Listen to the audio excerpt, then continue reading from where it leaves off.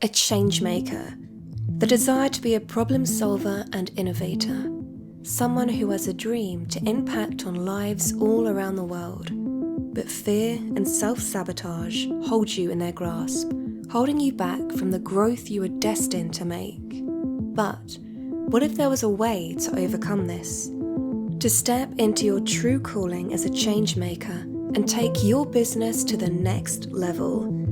To understand what it takes to break free of these shackles and learn what it takes to be a billion-dollar superhero. To help you on your gifted path, your next set of remarkable masters are waiting. A #1 best-selling author and founder of business impacting millions of people on its way to billion-dollar revenue. And the co-founder of the world's leading platform for creatives, innovators, and change-making guides, whose business was recently valued at over $1 billion, who will all help you answer the question, how do I become a billion-dollar change maker?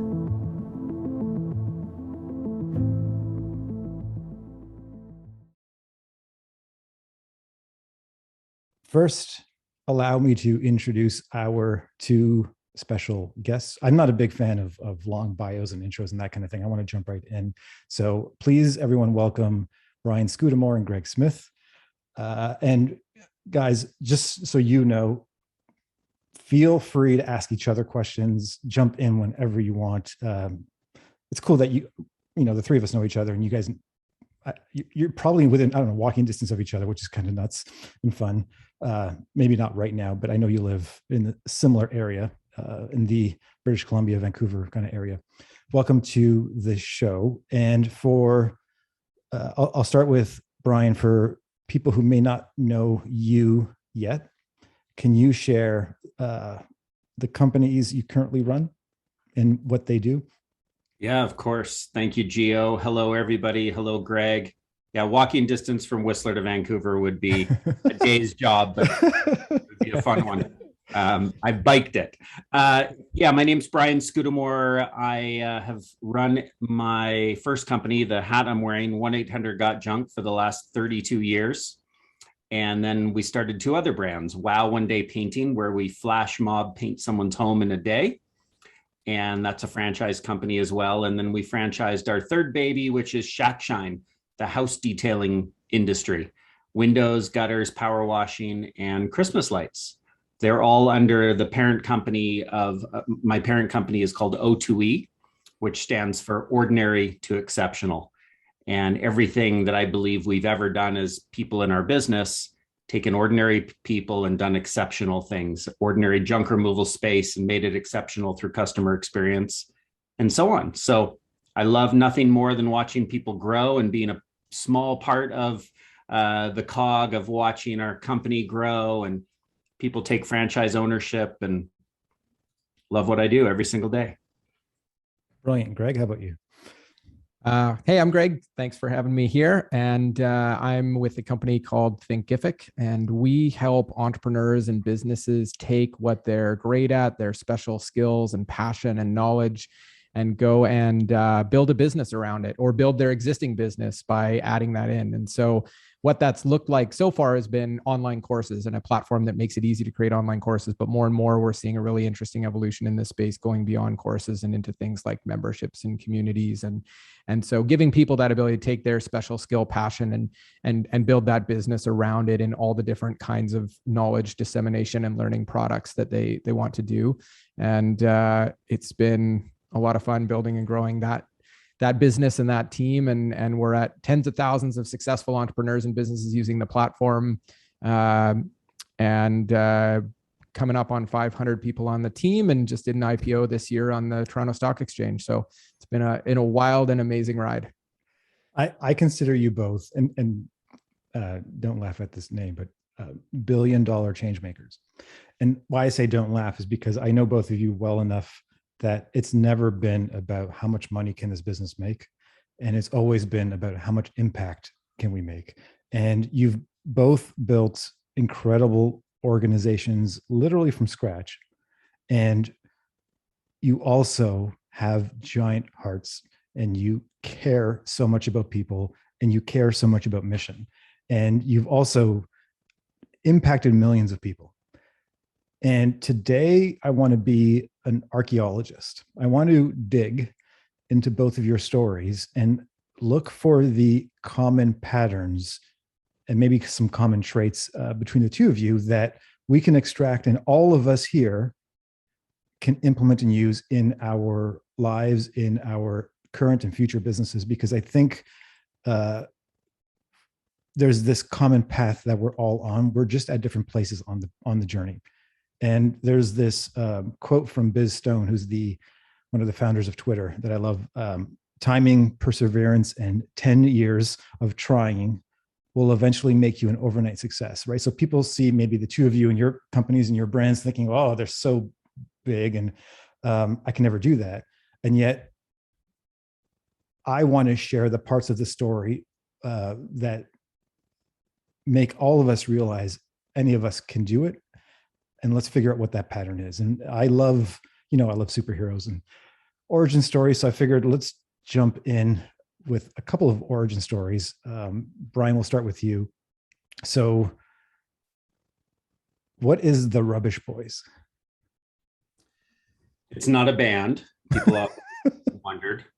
And it really wasn't Rubbish Boys. It was just me with a vision for something bigger. And I was in the McDonald's drive-through in Kerrisdale in Vancouver. And I was one course short of graduating from high school. I failed out of high school because I just didn't go to all my classes. And I talked my way into college.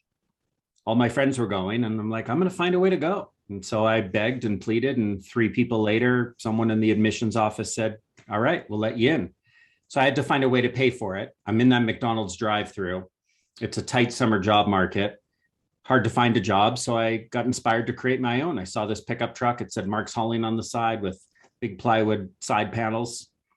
And I started a business, $700 to buy my own pickup truck, a few $100s on flyers and business cards, drove down alleys, laneways, knocked on doors, introduced myself.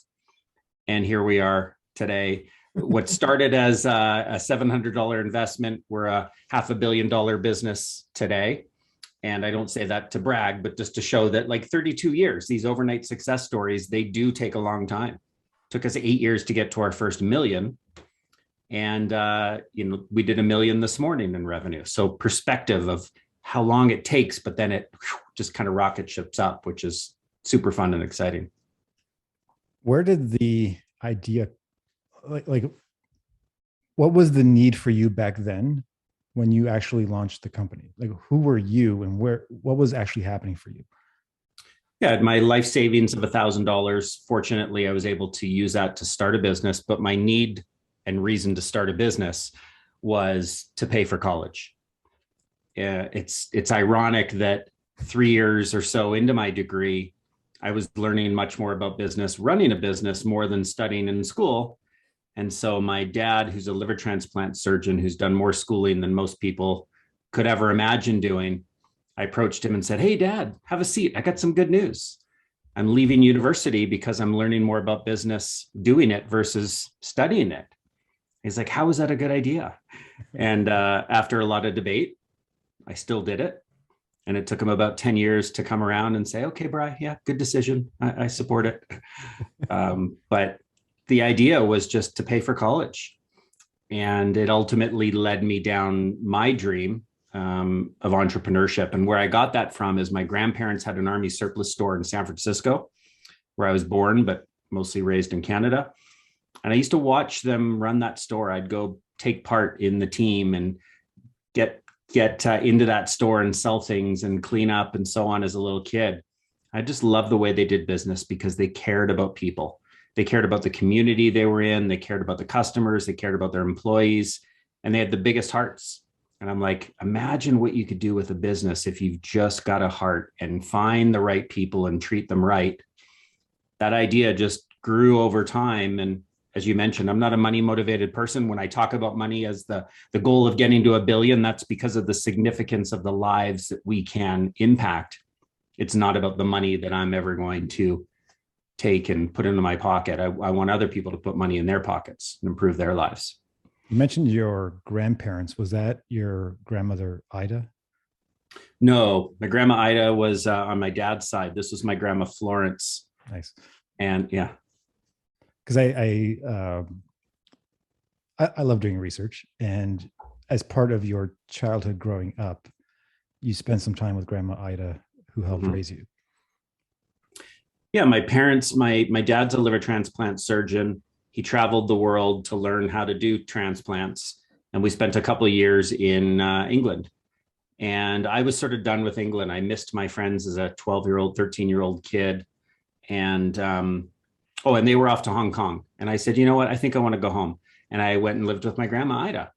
And my grandma Ida was cool because she believed in me. She saw something that she's like, you know what? This kid just needs a little bit of help. I was very ADD, couldn't sit still in class.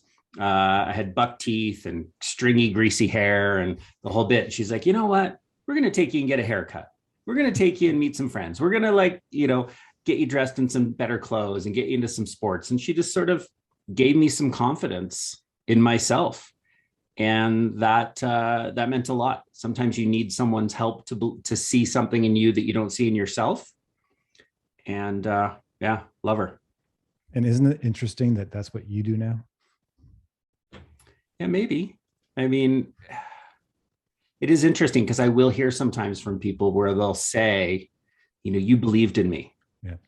Well, I actually just showed that you believe in yourself, and I highlighted something and held up a mirror. Sometimes you need a little bit of confidence. I think we go through life where people just, no, you can't do this. No, you can't do this. I've learned, I've got 3 young kids. Well, 9 years up to 17. I've never once, true story, asked any of them what they want to do when they grow up or what they want to be. It doesn't matter to me. I want them to find happiness and be happy contributing people and live their own dreams. But my role as a parent, I believe, is opening their eyes to different opportunities and different trips. When we went to build a school in Kenya together, and I get that I've got a company that allows us to do those opportunities with kids, and I'm very grateful, but charity work and going down into a dodgy end of town and giving some people some help and cruising down alleys at Christmas time, giving out packages to people that need a little bit of support and love. And so I've never asked my kids, and I don't think I ever will ask, because I want them to find their own path. I think my dad, as a liver transplant surgeon, was like, you get all your money for Christmas or Hanukkah and you go off to say, I'd write thank you notes, and he'd say, are you going to spend this on, are you going to save this for university? And I'm like, I don't think so. And he's like, well, you should tell people that you are, sound like you're smart and you know what you're doing and have a plan. But it wasn't my plan. It wasn't my dream. It was my dad's. So yeah, trying to free up their direction for them to find on their own. And Greg, what was Snowbird Mountain? It's funny too, just listening to Brian's story. There's so many you were looking for similarities in the stories. I could point out probably 10 along the way, including both of us failing out of school and being asked what we wanted to do a lot. But yeah, Snowbird Mountain was my probably earliest foray into entrepreneurship. And that was, I'm surprised you dug that one up. It was me and a friend of mine, Mark, and we, as kids, he had this hill in his backyard in the woods, and we built tracks down it for marble racing and had, loop-the-loops and jumps and corners and stuff that you'd race the marbles down. And then we'd invite all the local younger kids out to watch the marble races and race their own marbles and stuff. And we had a little Costco-based candy store on the side where we just go get a bunch of Costco candy and other treats and sell them to the kids while they race their marbles down the hill. So that was my first early like 10-year-old-ish foray into entrepreneurship. Brilliant. And that led you eventually into law school. I may be skipping some steps, but I feel like, were there any other entrepreneurial ventures before law school? Yeah, no, that was at 10. And by 11, I was in law school. No, just kidding. Yeah, lots of little entrepreneurial steps along the way. When I was in undergrad, we were making custom clothing. I did a little sort of ecotourism for ESL schools business. So lots of failed attempts, lots of successful for, helping pay off a bit of the student loan attempts. And then when I got into law school, I had been kicked out of school before that. And then I was in engineering, got kicked out because I think wasn't really applying myself, came back, did business school, and then eventually law school. And I was sitting on probably 70,000 in student debt, and with mounting law school tuitions, thought I should probably find a way to start reducing this. So that's when I started teaching and tutoring people in the LSAT. And then eventually that led to creating an online course. And then when we did that, started seeing so many other people saying, how can we do what you're doing? And that's when we set out to help those others. But some of the similarities with Brian's is the interesting ones is he mentioned knocking on doors, and I probably did it more by phone, but I definitely knocked on doors and did the sort of non-scalable, let's just put myself out there, and for years sort of knocked on doors or picked up the phones and called and did the work. Like he bought the truck, right? And you were doing the work yourself. And for me, I taught the first course. And then when we started creating courses for other people, I was filming it. I was knocking on the door of professors and people to get them to create a course. I was filming it, editing it, building it, promoting it, calling people up to sell it. So that early days of just doing everything you got to do to get it going. How did you find your original customers or clients for the tutoring before the online course existed? I would bike or walk around campus and put up posters. So it was like just printed out my own posters, was my own artist for that, put up posters all over campus, did a little bit of digital advertising and blogging. And that did start to work eventually, but it was actually a lot of just really direct on campus kind of marketing, because the classes were in person and the tutoring and everything was very localized, and I hadn't figured out how to use Google AdWords very well back then. So it was mostly just like in person or on paper marketing. Well, what blows me away is back then was maybe 2005, 2006. Yeah. Thinkific didn't exist. So how the heck did you even think about creating an online course, and why did you shift from tutoring to online course? Well, I was tutoring, and then I was teaching in-person classroom courses. But for the LSAT, the number of people you can put in a classroom on a given weekend, specifically in Vancouver, who are willing to drive to UBC, where you're teaching it, is anywhere from 5 to 30 people. And then you got to wait a month or two for that demand to build up again and market it again. And so I just kept sitting there looking around the room and thinking I can help so many more people doing this. And so initially it was a free blog, and like, let's just get these resources out there for free, help lots of people. And then as the readership up on that picked up, and early days, it was me logging in and saying, oh, I had a visitor to the blog today. No, wait, that's my IP address. That was me.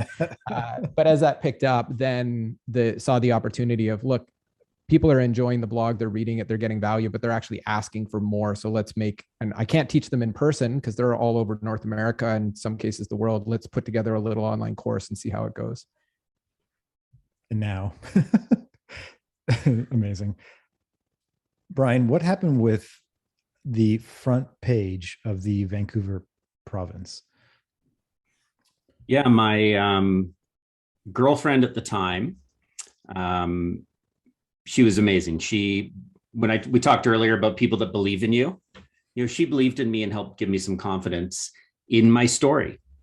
It was a tight summer job market, and I created my own job. And she goes, you got to go tell that story to the press.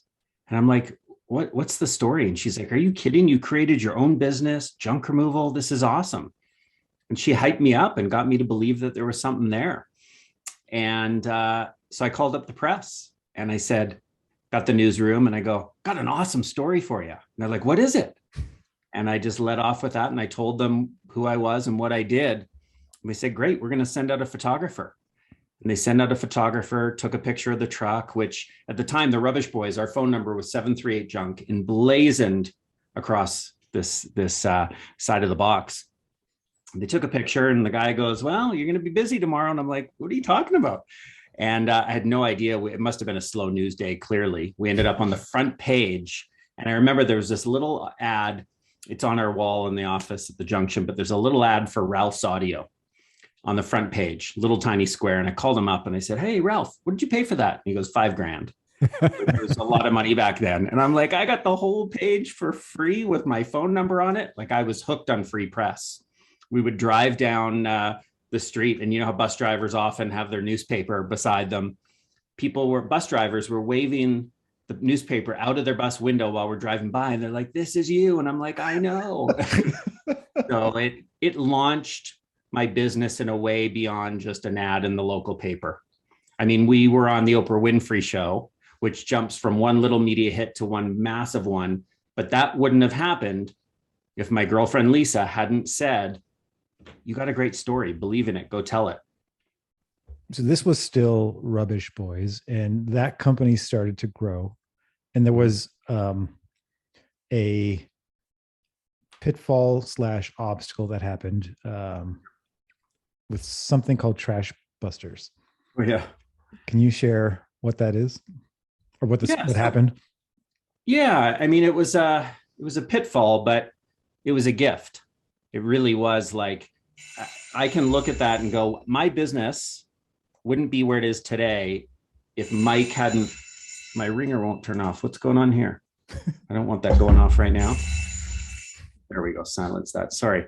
Live Zoom. So the gift was this story. Mike McKee started a company called Trash Busters. Now, he was an employee of mine and a friend. We became friends through work, and we'd go for beers and we'd talk business, and he was a UBC student, and he just always wanted to chat business. And I love that.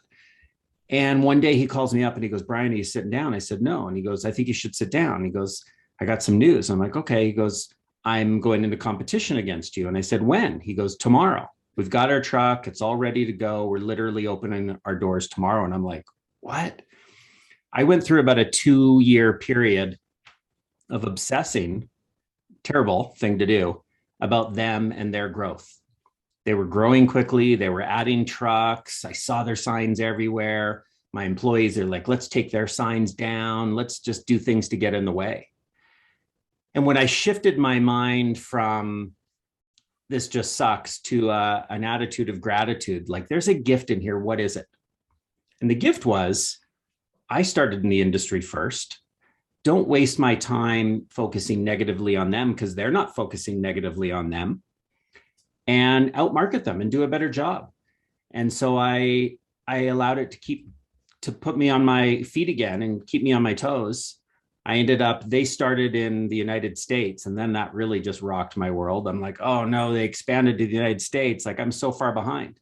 But I expanded to the US and got our trademarks for 1-800-GOT-JUNK because they went, and I said, "I've got to catch up." And then I said, "How do I lead? How do I move ahead?" I mean, they're no longer in business. Mike's a great guy. He coached my daughter's field hockey team, ironically. Like, it's all great, but I am grateful for that experience. It was a hard moment in the beginning, and it wasn't, you call it a pitfall. It felt like a big pit in the beginning, but man, I'm so lucky that happened. Was that the point where you changed the name? I had started down the process of changing the name just because so what happened? So it would have been after that. So I wanted to expand into the United States. And every time I told people my company name, the Rubbish Boys, they'd say rubbage, or they'd misspell it. And it was more of a Canadian British term. So I said, I got to change the name.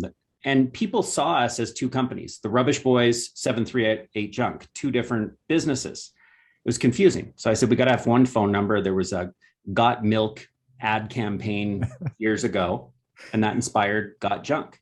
So I look out there and I figure out, how do I get that phone number? And I can't get it, can't figure out who owns it. I finally tracked down that it was the Department of Transportation in Idaho who owned the phone number. So government owns it. I'm never going to get it. I was determined.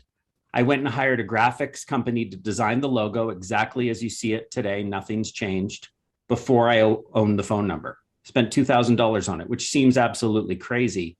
But I was like, I am going to will this to happen. I'm going to design the logo. We're going to have letterhead. We're going to just be all in on this. We're going to figure out a way to get it. I pick up the phone. I call Michael in the phone room, because I figured someone that must run the phones for government. I asked for the phone room. I get Michael. My third phone call to him. Michael's like, "You keep calling me. I don't know why this is important to you, but I can tell it's really important." And he wanted to help. He goes, "You probably need the phone number more than we do." And so he sent me the forms, signed off AT&T forms. And I call him a couple of days later to like thank him. How do I send his team out for dinner? What do I do? He was no longer with the company. I have no idea what happened, but I'm like, I have this phone number. And it was 59 phone calls. I tracked it. It was 59 phone calls to get that phone number. Where would we be today if I gave up at 58? So long story. Sorry, I'm doing a lot of talking. No, I love stories. And it's so important to understand how perseverance matters for all of us, right? And persistence. Yeah. Yeah. And that it's funny that you share that stuff about the sort of the competitor inspiring you, because I've always kind of tried to glance into the side view mirror at the competitors, even if they're ahead of you, but not obsess or focus on them. But it can be, if you can go down, I've gone down that path a few times where it's been all consuming, or you get into the negative patterns on it. And I think it's really important to turn, whether it's competition or any other pitfalls, into that source of how can this fire us up and create opportunity. And I've actually found very true to your story that a lot of the hardest things and the biggest pitfalls and the biggest challenges have been the things that have inspired us to think way bigger and be like, okay, if it's not going to work small like this, how do we just shoot way bigger for the stage that we're at now? And that's been a big part of getting to that next step or that next level, is sometimes those, whether it's external threat or event or when you fall down. I think there's a general misconception often that the more quote unquote successful you become, the more established your business becomes, the smaller the problems become. Yeah. And what I've seen and know by hanging out with people like you guys, is that the problems become bigger, but then you evolve as a leader to be able to take on those challenges. And it's almost like training. Like I see all crisis, all problems, obstacles as training for your next level. It's almost like a video game analogy. Like if we're playing Super Mario Brothers, there's levels, and at the end of the level, there's a boss you have to beat to get to the next level. And those bosses for me are the challenges and obstacles each time. And it's also shining a spotlight on things internally that need attention or healing or transformation. Do you guys agree? 100%. Yeah. And did you ever play the video game? I think it was the X-Men. Yeah. So the other thing that I would add to it is you're going into those boss levels. Is in X-Men, you can't defeat the boss levels without adding new team members with different superpowers from your own. And I know, Brian, like I was really inspired by your story of finding a COO along the way and really looking for that, writing up like what you're good at, what you're not, what you want to do, what you don't want to do, and then finding those complementary superpowers. I think that's the other way to get through the boss levels. I love that. Yeah, the video game analogy, what came to my mind was the movie The Karate Kid. Wax on, wax off, and there's all this like training and the whole bit. But it's like he got picked on and the fights and you have to go through hardships to have victory. Otherwise, it would be a hollow victory. And something I often get asked on a podcast is, what would you do different? What would you tell your 18-year-old self? And the answer is I wouldn't do anything differently. I needed to fall flat on my face. I needed to get injured and hurt over and over and over before I could understand the meaning and the lesson in all those things. When I fired my entire company of 11 people 5 years in, that hurt. That hurt badly. I felt like a terrible leader. I was. But I learned from that. And we've got a company today that's all about people, finding the right people and treating them right. Again, a gift in that really difficult failure. Can you share more about that story? What was happening for you where the decision being made was, I need to fire my entire team? Yeah. So they say one bad apple spoils the whole bunch. I had a team of 11. I'd say 9 bad apples.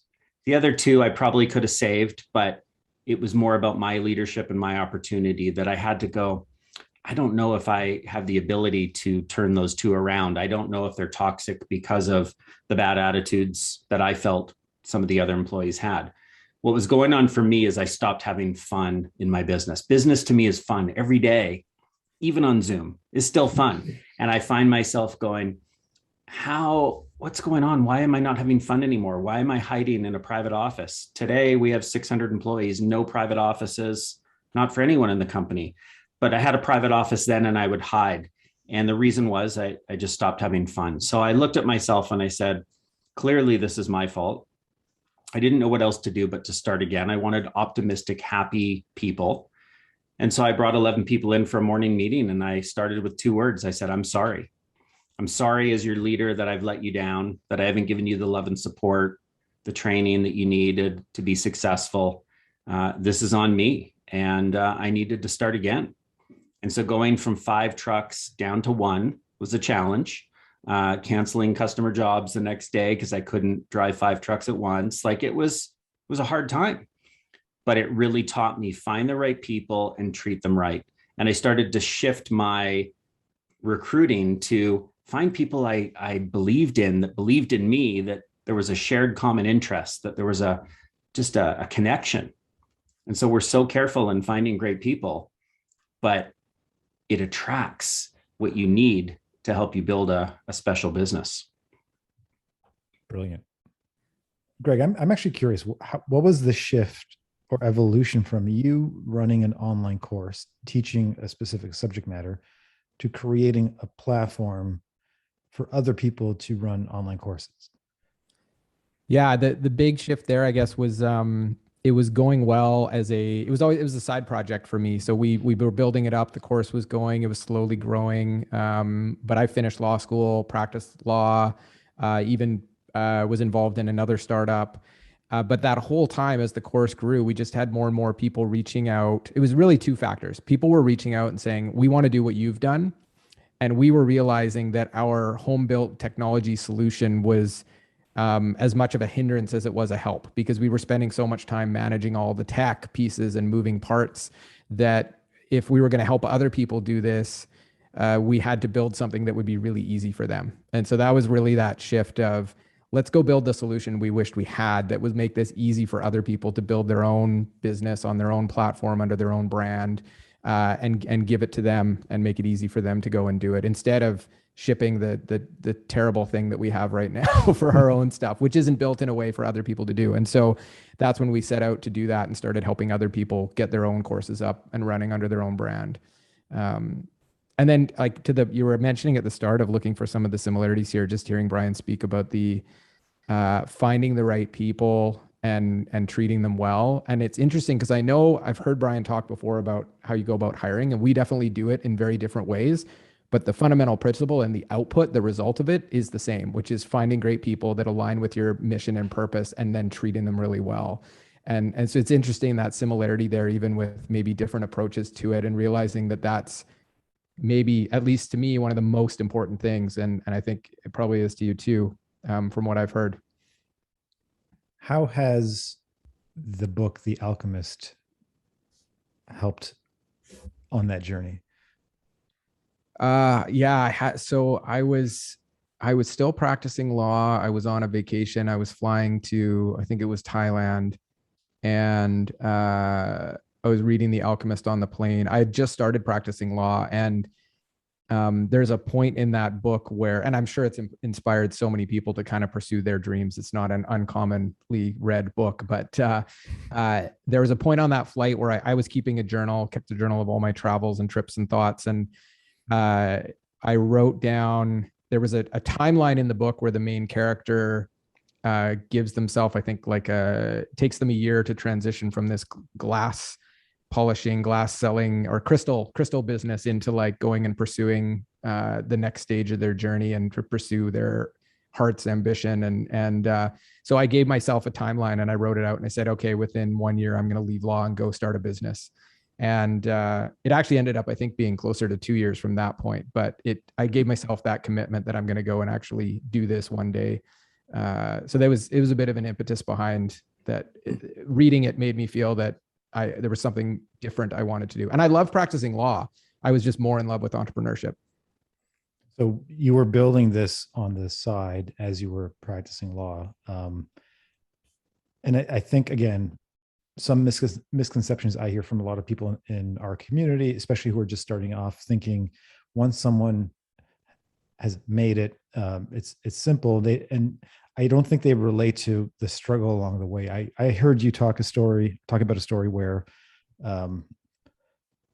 there was some challenges with your wife. She may not have been your wife at the time, around things like spending money or going on trips and vacations, because you were so hyper focused and it was a challenge. And I bet she believed in you so much. But this is kind of the struggle that you were going through at the time. Can you share more about that?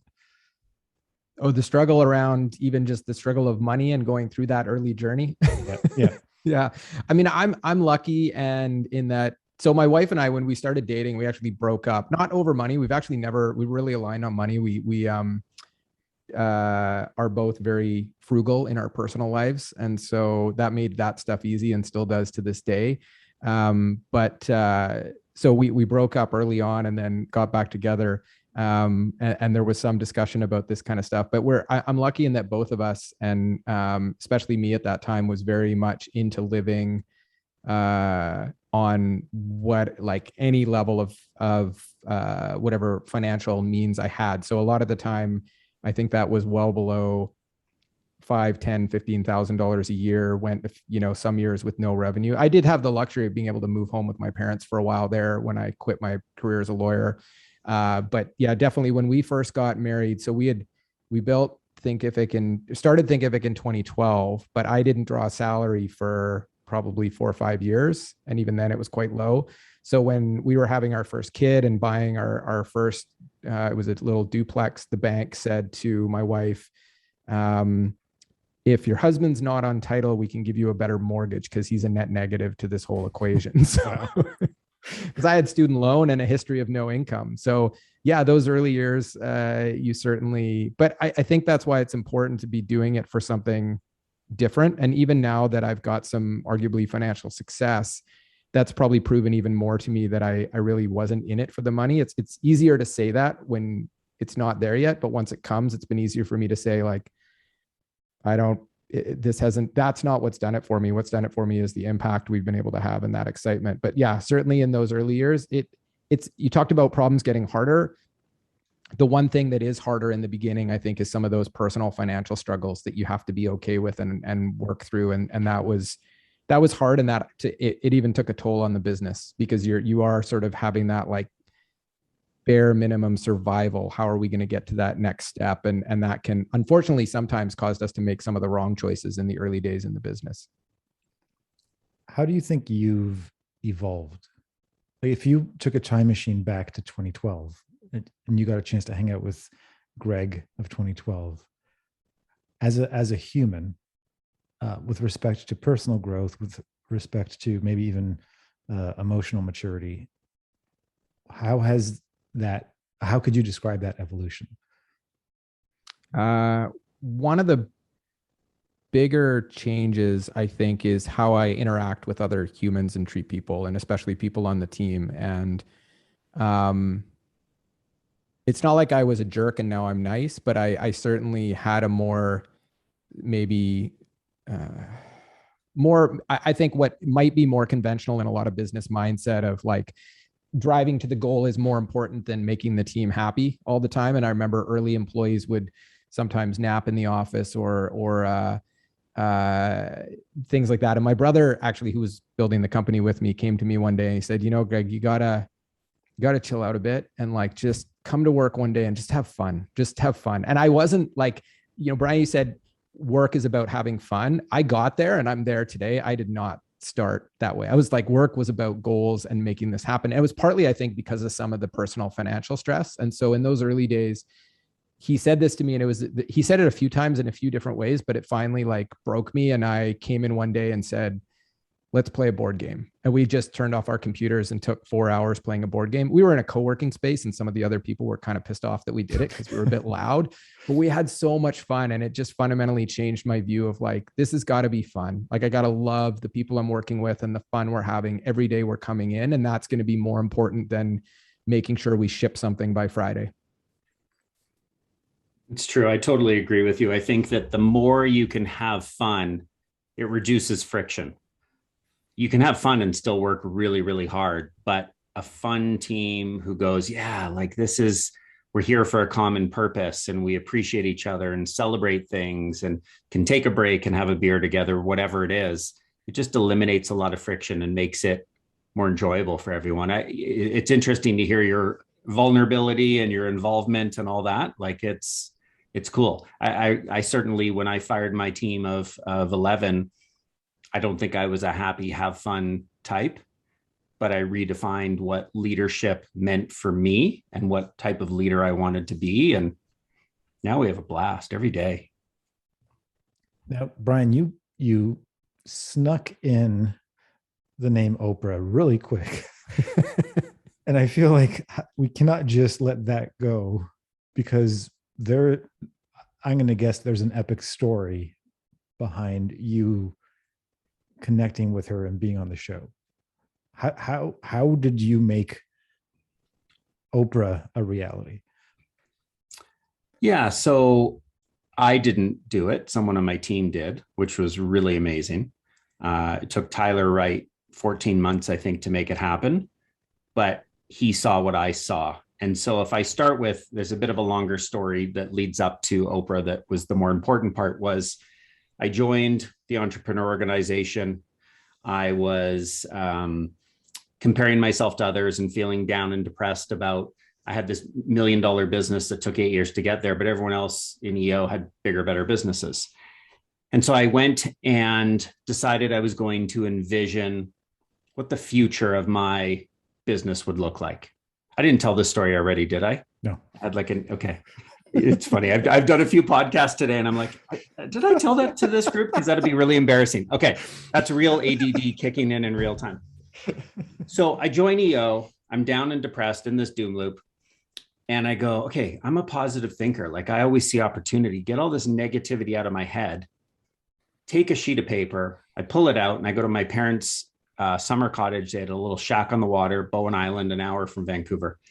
I take out this sheet and I go, okay, what could pure possibility look like if I just closed my eyes and imagined and stopped thinking about the barriers? I didn't have a college education. I didn't have the money to grow it. I didn't maybe even have a good business worth growing. I said, what could it look like? And I said, we will be in the top 30 cities in North America by the end of 2003. That's how it started. There's 30 cities that I knew were bigger than Vancouver, where we started. I said, we'll be the FedEx of junk removal, clean, shiny trucks, friendly, uniformed drivers. I said, we'll be on the Oprah Winfrey show. And I listed out all these things, not that I hoped would happen, but the language was that they would happen. And I wasn't smart enough to know what I was doing at the time, creating a painted picture, a vision, taking it from my head and laying it out for everybody.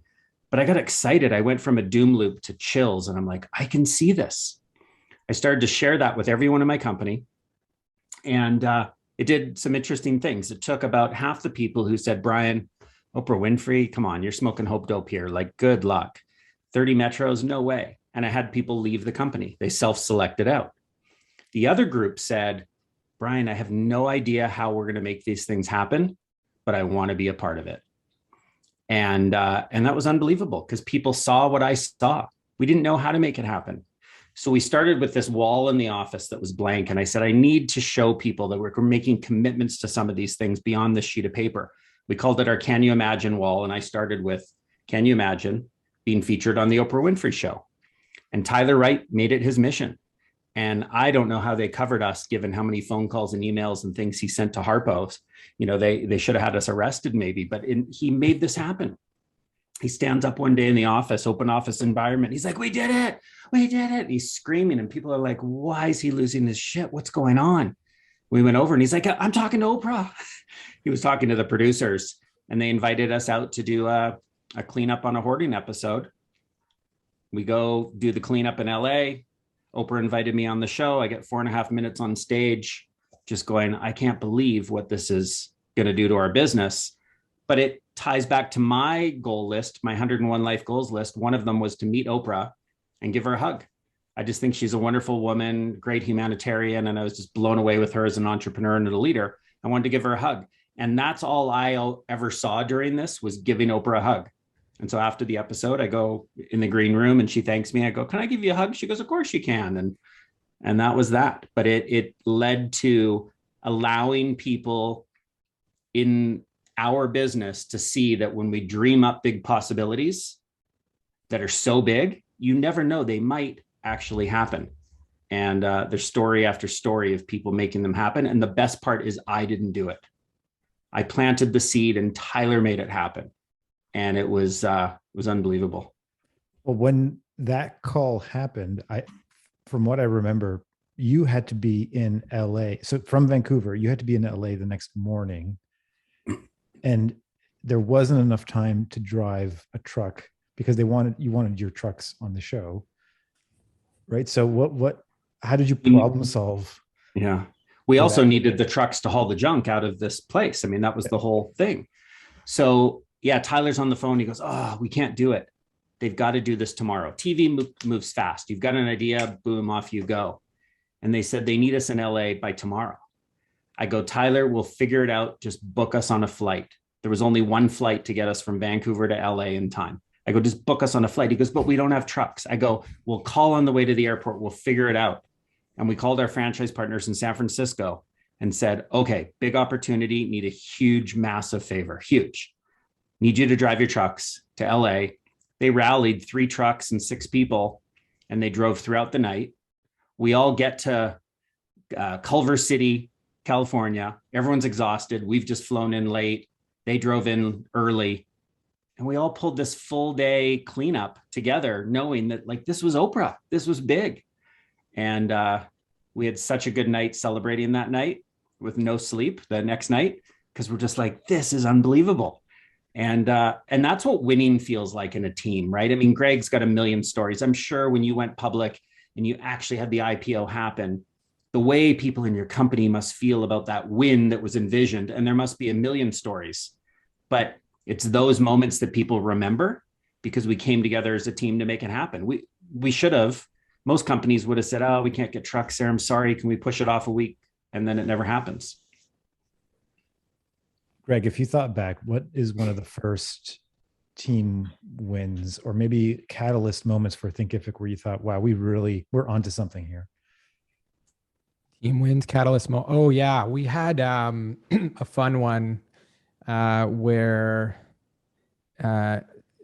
so we hadn't really built the way for people to just hop on and sign up and start building out their business with Thinkific or building their course or paying us as easily online. A lot of the early days was hopping on, emailing them, getting on the phone, having them like Dropbox us the files, and then we'd build the course and then send it back to them. And then they'd hopefully call us back and give us the credit card over the phone. And like, we were not doing SaaS, software as a service, the way it's done today. And probably even was done then. We just weren't doing it that way. And we finally got it to this place where we could just start taking some payments online. People could self-serve and sign up and start paying. And we had this idea to start partnering up with people. So we partnered up with Marshawn Evans, who's a wonderful entrepreneur out of Atlanta. And she has a really large audience of entrepreneurs. And we thought, hey, if she can just tell her people about us, it'll be great. And so we set up this webinar, and she said, well, I'll handpick them, but I'm going to invite 60 people. And I'm like, oh, you have thousands in your audience, only 60. Okay. But anyway, it was quite the journey getting her to even work with us. That was super exciting. Really got along great, hit it off. She invited 60 people, 55 of them showed up, and 20 of them spent $1,000 for a software package that we were selling. And so in that single day, we sold more than I think we'd sold so far that year. But really, it was the excitement of all the people on this webinar saying, I've got a vision for this business I'm going to build, and this is the tool I've been looking for. This is so awesome. This is what we've been waiting for. And I remember getting off this webinar and checking our graphs and metrics and the success we're seeing from these people jumping in, and you could see them. We had some live metrics going on of like, they were already diving into the product and starting to use it. And I just fell down on the floor in the middle of the office and started doing snow angels. Like, there's no snow. I don't know why I was like, if you don't have snow where you're from, like that's where you wave your arms and legs up and down. And I think it was that moment I realized that, okay, I wasn't going to have to put payroll on my credit card this month. And so there was the relief of the stress at the same time as there was this validation for our whole little team of, I think, 6 people at the time. And we were all sort of having this celebratory moment of people care about what we've spent a lot of time building. And so that was a big win and celebration for us there. So you went from 6 to currently, did you say 400? We're over 400 today and should close the year close to 500. I'm not sure the exact. Yeah. Amazing. So I want to talk about team building with both of you because I know how much you care about culture. Mm-hmm. So Greg, when was the first time you were aware of the idea of, it's not just about hiring. It's not just about hiring for skill or talent. It's actually about finding people who are aligned with us, with our mission, with our values, and the concept of culture. Yeah, I think there were points along the way where intuitively we made some good choices. Like one of my co-founders, Miranda, when she joined, she showed up to her. Well, first we had coffee together, had a great chat. I think at that point she was just checking, like, is this guy for real? Do I actually want to work with him? And then the next time we met, sort of second interview, although she was probably interviewing me more than her, she showed up with a nice thick sheaf of papers and put it down on the table and said, "This is our new marketing plan." And I was like, okay, you've got ambition. And then she started flipping through it. And my brother was there with me. And at numerous times I had to stop and say, I swear I didn't prime her. I didn't prep her with, like, because she was identifying all the problems, all the things we'd already been talking about and stuff. And so it hit me when she joined that, yeah, if you found it wasn't just finding someone to fill a seat. It was, if you found the right person to fill the right seat, the change could be absolutely exponential, as opposed to just another person that you were taking care of and trying to give direction to. And so that kicked us off, and very quickly, and she led part of this, but at about 13 people, we read a book called Scaling Up, Rockefeller Habits, and that pulled the concept from there of our core values, and then used that sort of idea in that process of going and trying to discover our DNA of core values. And the key thing there that worked really well is we were very focused on discovering what we were, not what we wanted to be. So it's like, look, we've got a culture that is working great now. What are we? What makes this so special? And just digging in, and we spent a lot of time telling stories, like stories of things that great moments, and stories of not so great moments, and stories of people who were really like had added to the team and some that didn't. And through that process really distilled out those values. And then those exact same values in exactly the same form still exist today, unchanged. I think we're ready for a tweak, but I keep saying that, like, it's working great. They're everywhere. They're in our hiring, our firing, our promotions, our performance reviews. They're on the wall, but they're not just on the wall. And so that was the kickoff. Now, culture's become so much more than just the core values for us, but that was the impetus and the starting behind actually intentionally building a culture. Brian, what is the beer and barbecue test? Can I talk about values first? Do you mind? Go ahead. Yeah, sorry. I know you're the host and I should just, it's kind of rude of me to go, can I change directions? But no, I just love what Greg said about values. And I have got some stuff to lots of similarities in how we do things, Rockefeller habits and so on. And Vern Harnish said something to me years ago that really resonated. He said, if core values are really core, you don't ever change them. When you figure them out, you don't modify them, you don't change them. Southwest Airlines, he said, 25 years later, the most valuable airline in the world, more than all other airlines combined based on stock returns. He said they had 10 core values 25 years ago. 9 of them are still the same today. And the one that's changed, you could argue it's still quite similar. My story of values really quick was we did a retreat, 8-person leadership team, small company years and years ago, early, I think we're at $1 million or $2 million in revenue. We went to Bowen Island, same cabin, and took up Post-it notes. And I said, I hear that you're supposed to come up with your values. Let's find out who, as Greg says, who are you, not who do you want to be? 8 people writing on Post-it notes, one word describing who we are over and over and over. And they put them on the windows. And then I said, now let's categorize them. And all of these, but maybe 3 or 4, fit into 4 categories. The words were similar. And it worked out to be passion, integrity, professionalism, and empathy. Now, it doesn't matter what our values are, but they're ours. And so we decided to commit to them and use them for hiring, for firing, for everything. And so PIPE is an acronym, right? Passion, integrity, professionalism, empathy. you will hear in the company constantly, that wasn't very pipe. Well, what was missing? Well, you didn't show a lot of empathy. Or people will call me out as a leader and say, Brian, that wasn't very pipe how you just let go those 52 people back in 2008. And we talk about it and we learn. And if someone doesn't fit, it's generally because they're not exhibiting one of the values. And that's just been the best way for us to preserve our culture, and not criticizing Greg and saying that you're wrong and ever looking at changing them by any means. But it's funny, like we feel like we landed the right values so deeply that we just don't believe they'll ever change. Love that. Yeah, and I'm on board with the no change, and that's like ours haven't yet. There's a tweak. I think we might be adding one, but it's yeah, minimal change if ever. Mm-hmm. And we wanted people in the company wanted us to define what is passion. And so I'd say to them, well, what's passion to you? And we have some flexibility in storytelling. What is integrity? What is empathy? And that's worked out wonderfully for us. Whenever we've tried to really define it, we're pigeonholing people versus allowing it some flexibility. It's such a key part of a business. Like when I've gone into Zappos and I saw their values and how they show up, like companies that live their values, it's pure magic. So now what about beer and barbecue? Beer and barbecue. Yeah. So to me, the beer and barbecue, when I got all those people wrong, the 11 people, I said, well, what do I want to find in people, in our people? And of course, the values became a guide. But over the years, I started to think, it's like, you meet someone, would you have a beer with them or a beverage of some sort? Do you feel a connection? Is there some commonality? I mean, I can look, Gio, Greg, the three of us, we have many things in common.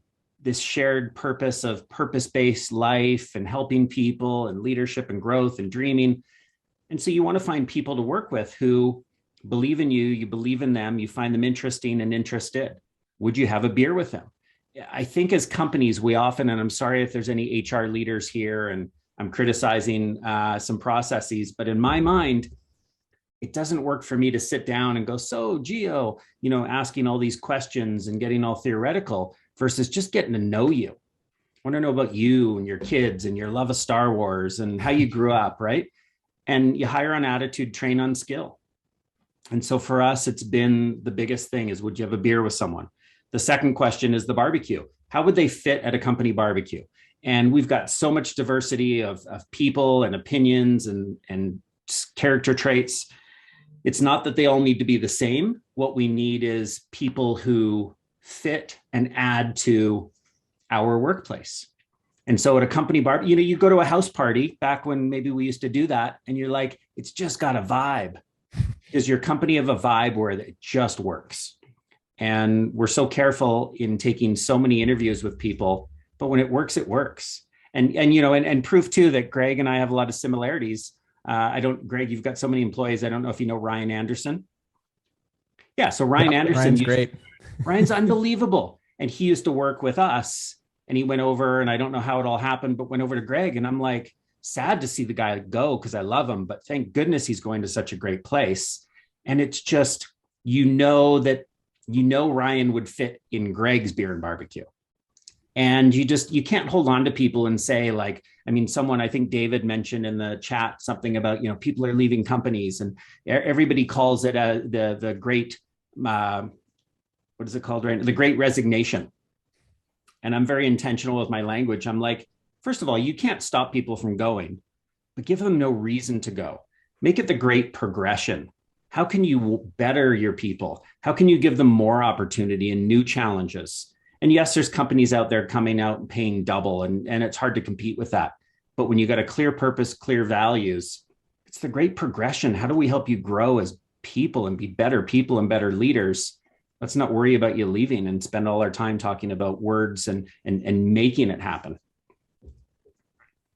I've often come to each of you for support, advice, mentorship.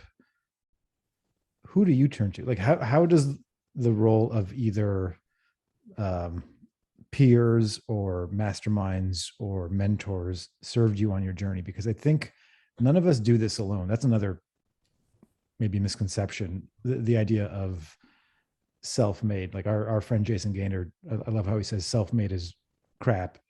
We're all community made, right? So how has the idea of mentorship or peer groups served you? Maybe sure. I could start. I think we may be in some peer groups together, including this one, all of us. So, I mean, I've gotten some good mentorship even in airports from Brian, and from you as well, Gio, and so many other people. And yeah, I would resonate with that quote from Jason, or sorry, from Jason. And I've got at any one time, a coach or two that I'm working with sort of one-on-one to talk through things. I've got often turning to other leaders or executives that I admire if I can get a bit of their time very respectfully on specific issues about trying to find, and these are people who are way past where I'm at now in a particular area, and trying to learn from them on what they've done. And then, so there's to me, there's a few avenues. There's the coaching of someone who's more, that's their career, is coaching you. And we're trying to build a bit more of that inside the company. I know some companies have actually built out whole coaching orgs inside. There's the finding the mentorship of people who are way past where I'm at in a group. And then there's the peers, many of whom and that you get to almost do that mutual coaching. And then one of the bigger resources too that I've found is just from my own team, and it's been a real push of mine to make it so that my entire team and anyone on it feels very comfortable giving me feedback, even if it's extremely critical. And I think that's been one of the best sources as well of growth, in that, because they get to see me every day, even when I go to my peers, like if I come to you, Gio, which is amazing when we do, and in this group, but I get to present my side of the story. Whereas when I get it from my team, they also get to like, well, I saw you in that meeting, you weren't at your best. Right? Maybe I thought I was. So that's another great sort of peer source of feedback for personal growth for me. Mm-hmm. Yeah, for me, so I couldn't get my own MBA, or I chose not to. I mean, I could have never become a lawyer and gone to law school like you, Greg, because I have a hard time reading. I'm a terrible reader. I buy books. Like, even you talked about The Alchemist. I know that's by Paul Coelho. I've got it on my bookshelf. I don't even think I've ever cracked it open. I buy books because I want to read them, and then I'm so ADD that I don't. Anyways, random ADD moment. Because I chose not to get an MBA, I created my own, and I call it my mentor board of advisors. And so for me, that's just reaching out to people. They end up in my contact list as someone I've read a great book from, or I met on an airplane, or someone in business, or someone in life. And I just go, reach out to these people whenever you need a shortcut or some perspective or some learning. And I do it all the time. So I think now it's just become part of who I am. I think everybody's a mentor. Every single person here has a gift to give to the world. And I think the key is knowing how to connect with someone and ask questions to then say, oh, you know what? You're the best in the world at this. And it's not just business, it's personal, it's life. It's all about perspective. Greg, so your platform allows people to create online courses and start a business or make money from their expertise or wisdom. What are some of the unique or maybe fascinating subject matter experts or topics? There's some we can't talk about here in good company.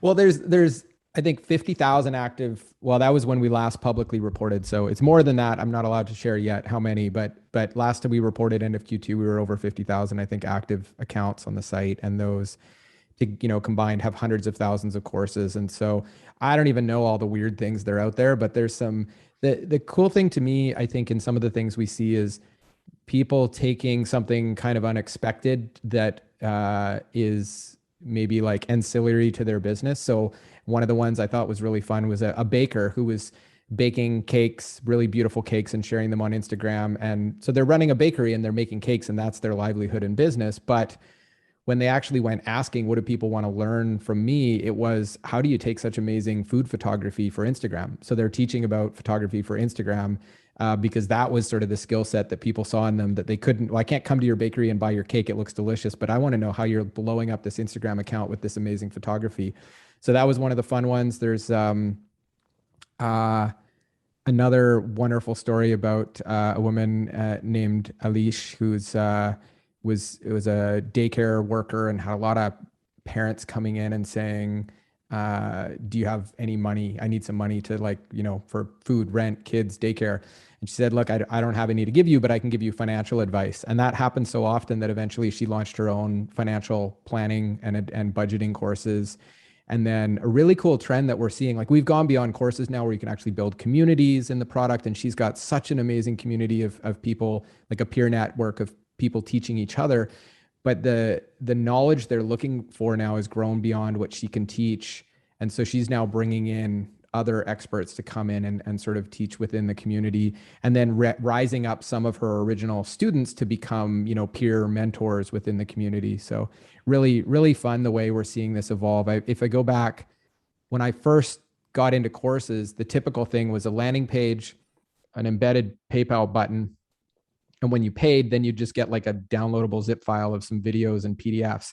And then it slowly moved to much more interactive learning experiences, stuff like you see with our platform and stuff like Masterclass.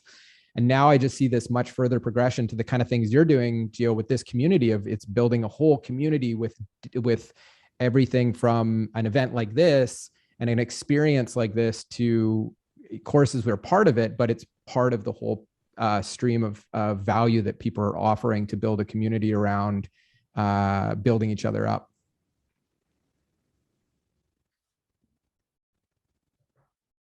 There was also something about hula hoops.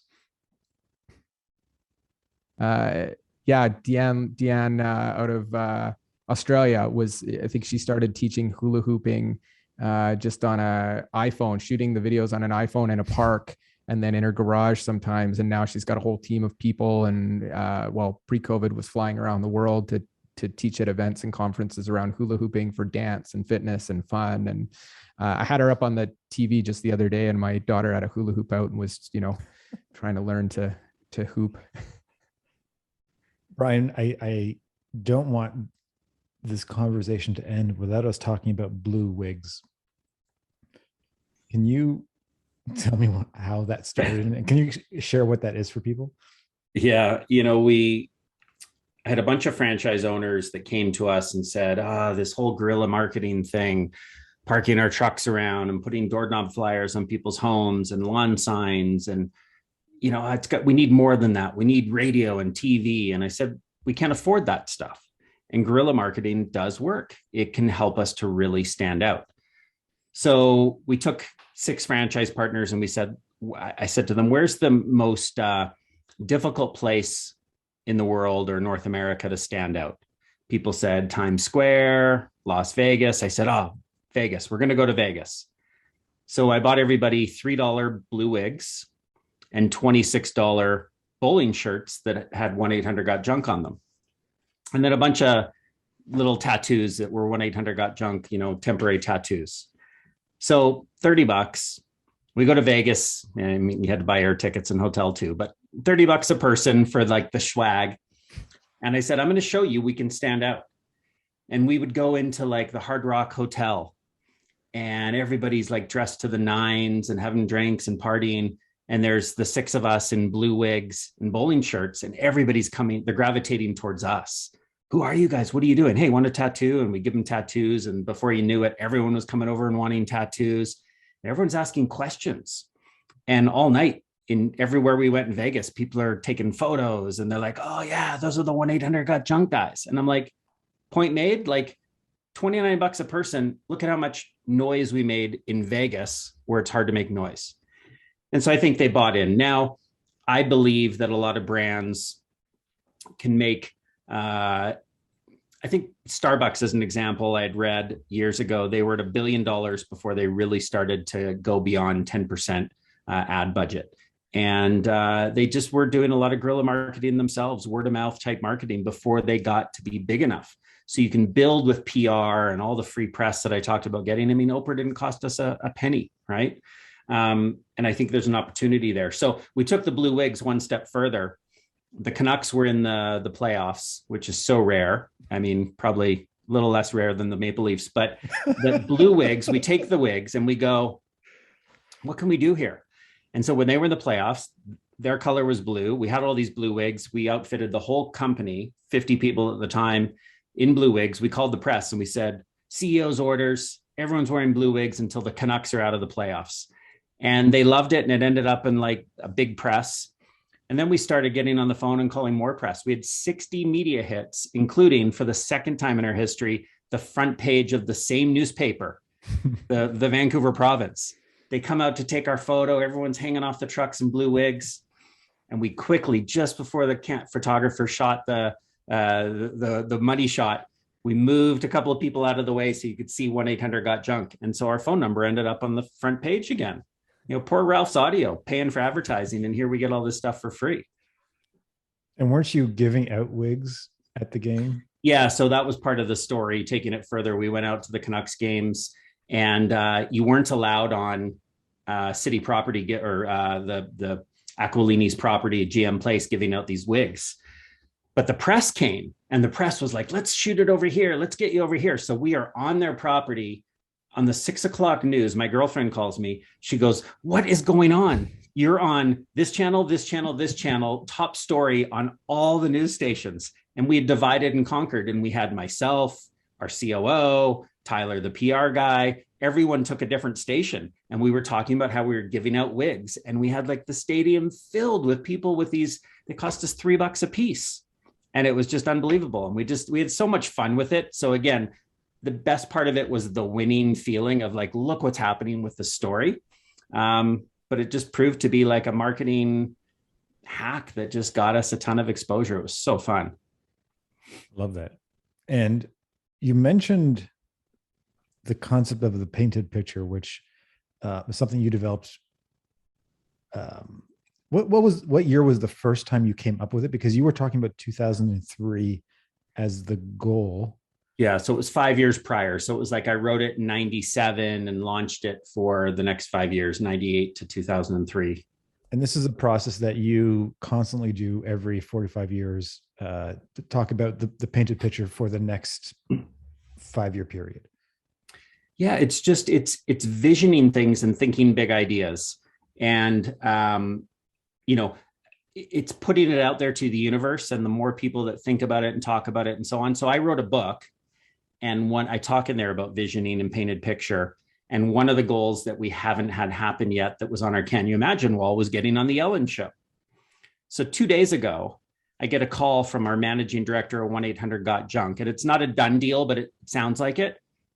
Ellen wants us on the show in October. And I'm like, what?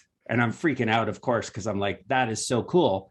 But it's like, you have the guts to put something in a book that you're publishing to say, this still hasn't happened. Does anyone know Ellen? Or Ellen, if you're reading this. And so the painted picture is just by somehow committing to it in writing and then sharing it with others, the universe will conspire. I know that sounds kind of airy-fairy, but the universe will conspire to start to make things happen. If anyone wants to see any of our painted pictures, I'll put a little link in the chat before we go to my link tree, which has all like painted picture and social media and all that. But I've written a little article on how to create a painted picture just because I'm so passionate about it. I mean, did I create this process? No, I was able to dream and think, and I'm sure many people do this. And a lot of successful leaders across all walks of life have taken visions, but the part for me is putting it in writing and then having the audacity to share it with others. And someone could laugh at me and go, you think you're going to be on Ellen one day? Yeah, right. And I'm like, well, we made Oprah happen and nobody believed that could happen. Like, it's putting it out there. So do you, and this is, I'll ask you first, Brian, but I want to hear from Greg too. Do you challenge yourself today about how big the dreams are 5 years from now compared to what because if you're the painted picture guy, and in 1998, it was ginormous. What do you do now? And how do you both think about dreaming bigger today as compared to when you first started? Yeah, I mean, as the bigger things get, sometimes it's harder to go, well, like, what's next? What could we really make happen? And so it's pushing the envelope and just thinking big and just stretching. So it's less about me thinking big things and trying to encourage others in the company to think big things for themselves and big things for the business. And it just blows my mind what people come up with sometimes. And then you cheerlead them towards making them happen. One of the early stage ones was, I don't know if anyone remembers, but Starbucks cups used to have this campaign on the side. It was called The Way I See It. And they were quotes and inspirational things from leaders, thought leaders, actors, and so on. And a woman, Andrea, in our office said, oh, I got a Can You Imagine wall idea. And she told it to me. And I'm like, I don't know if we're going to have our brand on the side of one of these, $6 lattes. She goes, no, Brian, I can see it. And when she said I could see it, I connected with, yeah, she sees it in her head, in her mind's eye. She can make it happen. And so I'm like, okay, let's put it up there. Let's go figure it out. Cup number 70, the quote that Starbucks helped me write because I'm a high school dropout, was something about you are what you can't let go of, with my name below it, which I couldn't have cared about, but it said founder and CEO of 1-800-GOT-JUNK. Bingo. That was on 10 million cups, again, for free. So the more powerful part is, how do you inspire your people to dream big for the world, in the business or out? It doesn't matter. But my why is really inspiring possibilities in others and then cheerleading them on, like Lisa did with me with the front page of the Province. She's like, you got this. This is a no-brainer. I'm like, you really think so? So profound. And I love the fact that it's a team member's dream. So good. The Oprah dream was my dream, but Tyler did it all. I could not have followed up. I'm too ADD to have followed up the amount of times he did for 14 months to make it happen. And what's interesting, you mentioned Trash Busters. The reason Oprah called us, we were on their radar. They read an article about us the day before in USA Today. And it was an article that talked about this industry that was coming up, junk removal, and starting to brand it. And it talked about us and Trash Busters. Oprah didn't call Trash Busters. They called us because we had been persistent and over pitching them. So serendipity, magic, whatever you want to call it, we make our own luck. Greg, what about you in terms of dreaming bigger for the future? Yeah, one of the fun things, and I love and we're definitely doing this now more and more, is setting some crazy, audacious goals and targets for where we want to be, and asking the team to think as big as we can, but then letting our teams and people really build out the vision of and their dreams of how we're going to get there, and even what some of those things are specifically. One of the fun exercises that actually our director of finance, Zeus, came up with. It was such a simple question, but we were sitting around brainstorming for the year ahead a few years ago, and she said, got the whiteboards out, we're mapping everything out. She's like, what if, money and cost and resources and people and time kept coming up? And she said, and maybe this is the wrong way to brainstorm in the beginning, but she's just said, like, okay, what if we had $10 billion in the bank and, 20,000 people on the team? Like, basically, let's just remove all of the restrictions of achieving these things. And we started, and the mood in the room changed, the approach to the brainstorming changed. We started throwing out even, totally audacious ideas. And then we stood back and looked at it and realized, like, I think we can get a lot of this stuff done. Like, maybe not all of it, but if we pick some of these things, we can actually get this done with the resources we have. And some of them were pretty crazy, audacious things. And so that was one little tool that really helped us to dream bigger. And then I think another that's always driven us is there are opportunities that come along that scare you, like doing an IPO or raising some money sometimes, or going after a particular customer opportunity. And I think when it evokes a little bit of that fear, I often find myself saying yes to a thing, and then afterwards going, oh man, what did we just commit to? What did we just say we're going to do? And then you get into, like, let's figure it out. Hey, Greg, can I ask a question? Gio, you said we could ask questions. Yep. The one that's in my mind is I'd love to understand. I love your company because of how you do what you do. Like, you could be any product or service in my mind, but it's how you were building it, which I love, how you care about people. Why did you go public?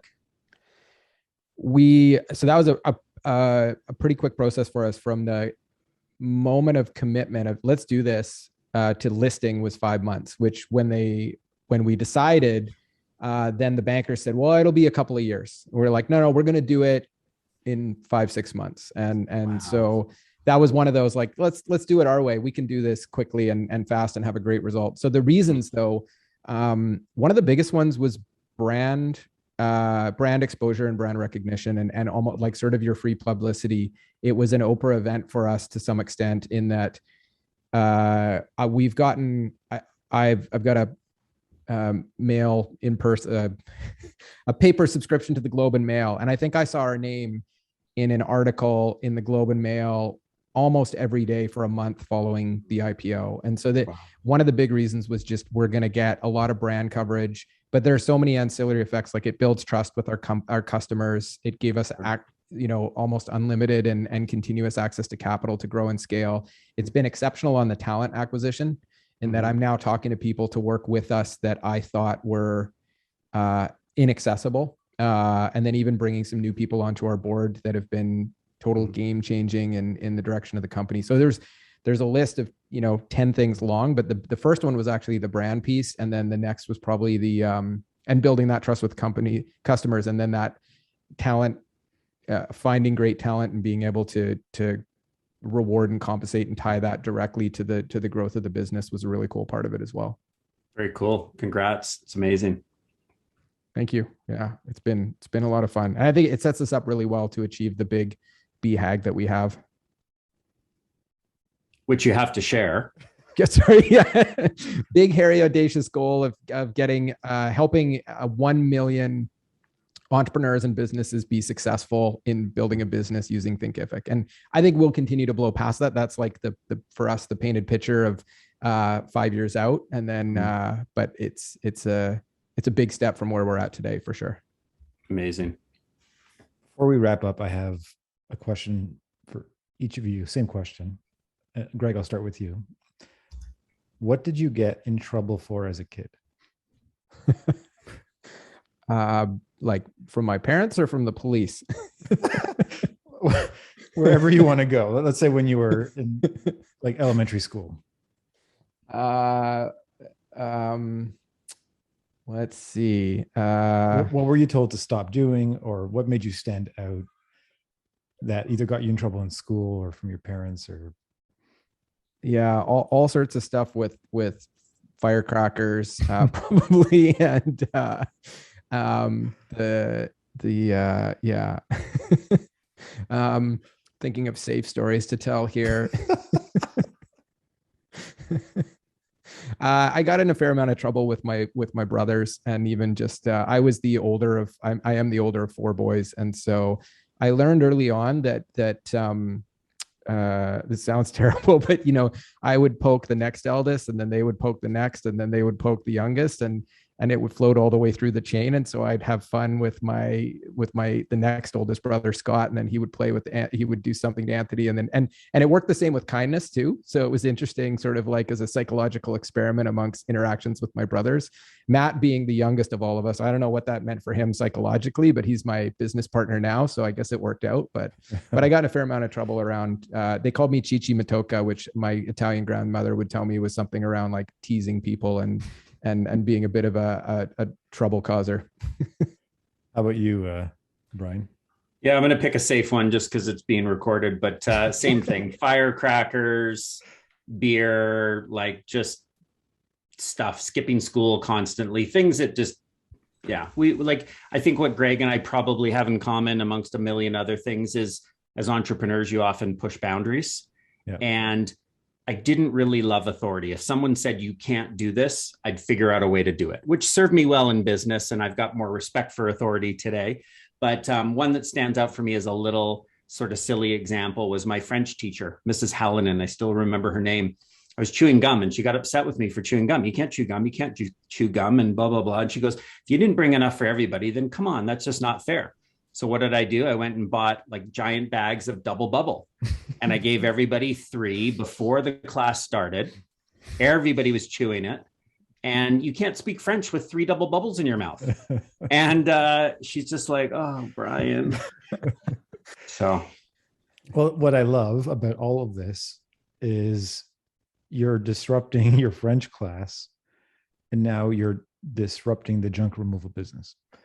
Yeah. Right. I think, and why I ask is because I've always seen this common trait and pattern of people standing out as children, Yes. and having a realization that the thing that makes us stand out is often the thing that becomes a superpower.